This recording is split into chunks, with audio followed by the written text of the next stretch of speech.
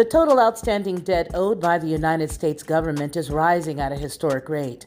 The Treasury's fiscal data platform shows that $97.7 billion was added to the national debt between August 16th and August 22nd, bringing the grand total to $32.759 trillion at the time of publishing.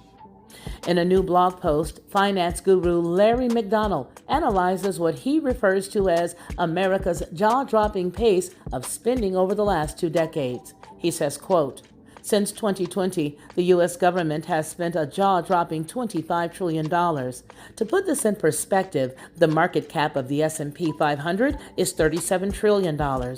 Spending since 2020 is equivalent to 68% of the entire S&P 500 market cap."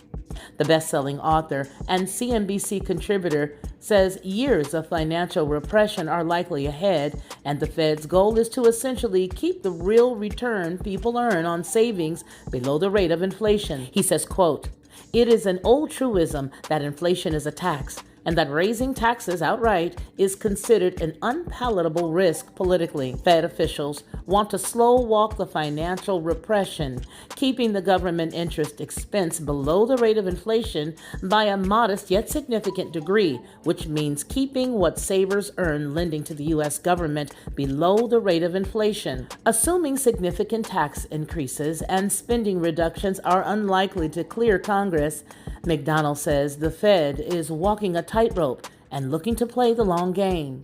He says, quote, "The U.S. government's financial repression is a backdoor way of lowering the government debt, thereby improving the debt to GDP ratio to a sustainable level.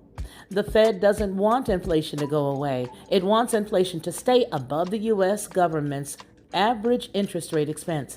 The secondary but vital concern is to do that without causing hyperinflation, hence the slow walk. It's a 15-year program, not a 15-month program," he said. Do you think that adding $97 billion plus in 6 days is something that's feasible? Was that good or bad? We want to know what you think. Please let us know down below in the comments.